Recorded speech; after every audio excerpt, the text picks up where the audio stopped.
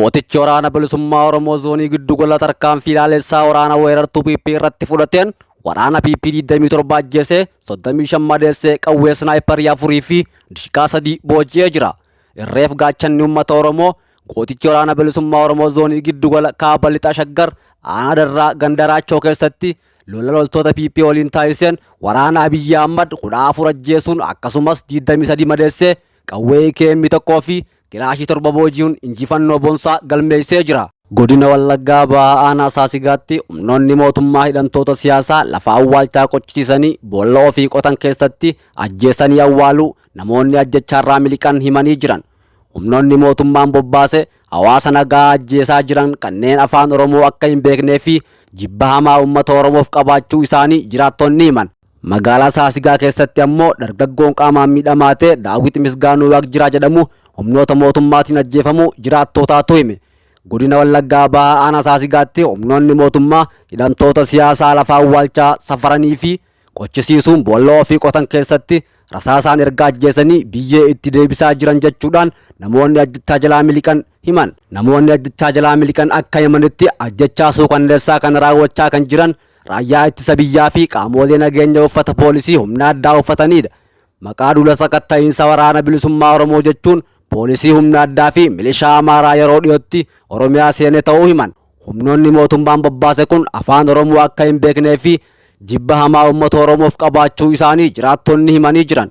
Magaalaa Naqamteerraa fageenyi kiiloomeetira 18 irratti kan argamtu aanaa Saasigaa keessatti adoolessa 10 irraa eegaluun sakatta'aan addaa fi ajjechaan jumulaa uummata nagaa irratti raawwatamaa jiraachuu kan himan jiraattonni hawaasni lubbuu isaa bosonaatti baqachaa jiru jechuudhaan himan.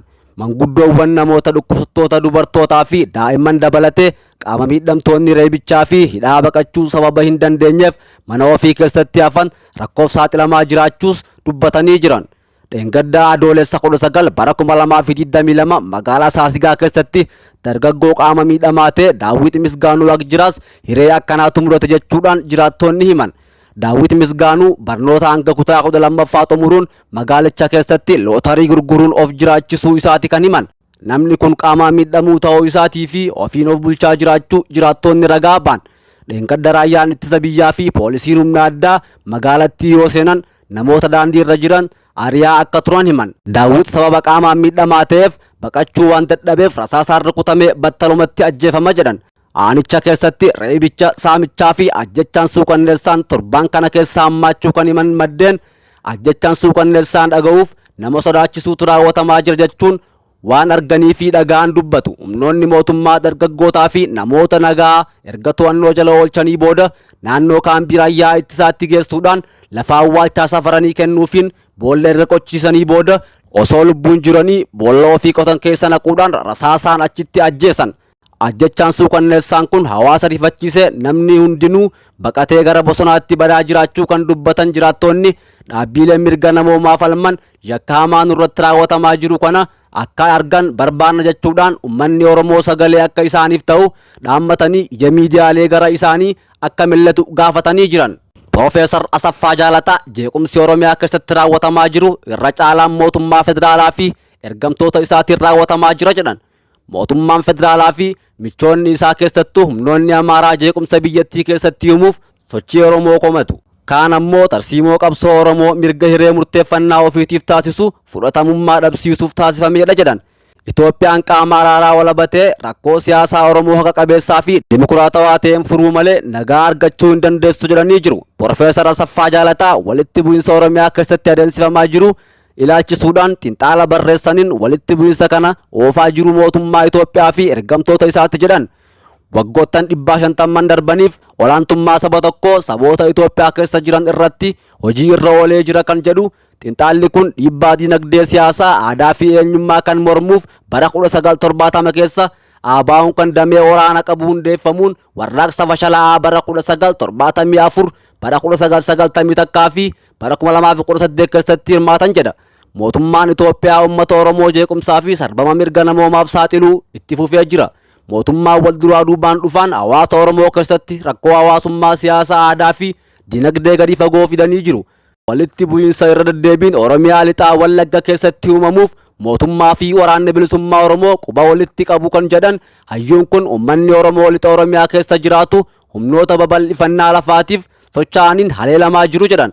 Bara 1970moota keessa yeroo hoongeen Itoophiyaa mudate uummata naannoo Amaaraa irraa dhufee Wallagga keessa qubate hordofuun humnoonni babal'ifannaa lafaa naannoon kun kan Amaaraati jechuun dubbatu. Isa kana yaadachiisan Profeesar Asaffaa Jaalataa Ministeerri Muummee Abiyyi Ahmad erga gara aangootti dhufan ammoo gara humnoota kanneenii gore jedhan.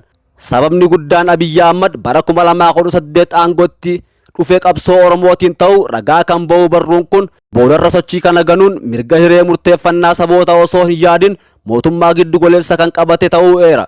Ilaalcha Itoophiyummaa jedhuun mootummaa Oromoo fi uummattoota biroo cunqurfamaa qabaachuu fi itti fayyadamaa ture jira. Kaan ammoo gita birookiraasii waraanaa aadaa dinagdee fi siyaasa gareen uummattoota biyya koloneeffataa ture olaantummaa akka argatu taasisee jira jedhan. Waraanni bilisummaa Oromoo mootummaa caasaa nageenyaa dhoksaa waraana bilisummaa Oromoo fakkeessee uumee jira.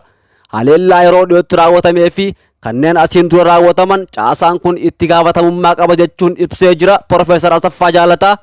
Profeesar Asaffaa Jaalataa muddee bara 2018 hamma muddee bara 2019tti loltoonni mootummaa kibba Oromiyaatti namoota 80,000 buqqisuu fi 10,000 ammoo to'annaa jala oolchanii jiru jedhan.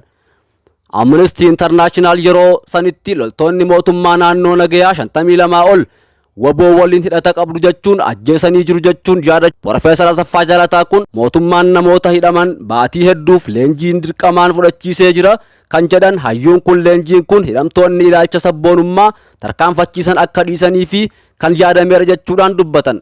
Gabaasni Human Rights Watch adoolessa bara 2022 baase gocha mootummaan lixa Oromiyaa keessatti raawwate arrabsoodha jedhee jira. Dhuma irratti kan jedhan Profeesar Asaffaa Jaalataa hawaasni idil addunyaa nageenyi mootummaa fi waraana bilisummaa Oromoo jidduutti akka bu'uuf dhiibbaa taasisuu qabu. Kun ammoo kan milkaa'u yoo qaamni walaba ta'e tokko dhaabbata mootummoota gamtoomanii irraa jidduu seene qofa jedhan. Mootummaan Abiyyi Ahmad humnoota Tigraay wajjin mari'achuuf kan dirqame dhiibbaa hawaasaa addunyaatiin irratti taasifamee akka ture akeekanii jiru.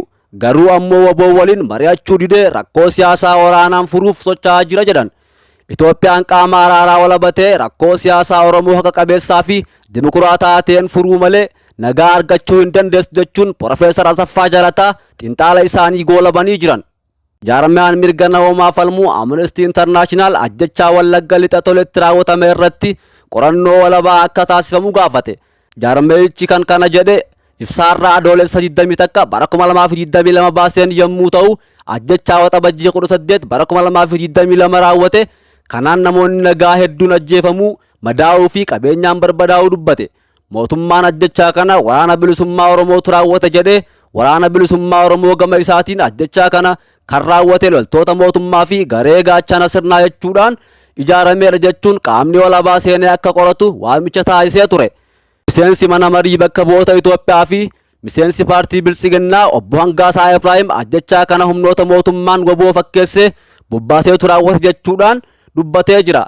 Amnesty Internationalitti Daayirktera Bahaa fi Kibba Afrikaa kan ta'an Dibroos Mucheenaan ajjechaan gara jabina lubbuu ijoollee fi dubartoota galaafate kun qorannoo walabaatiin qulqullaa'ee itti gaafatamummaan jiraachuu qaba jechuudhaan dubbatan.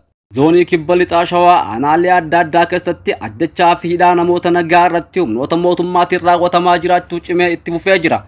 Aanaa Wongii keessatti dargaggeessa maqaan isaa Shifarraa Jamanee jedhamu tokko harkaa fi miila isaa mana isaa irraa hidhamee gara bosonaatti erga geessanii booda hidhattoota mootummaatiin ajjeefamuu jiraattonni himan.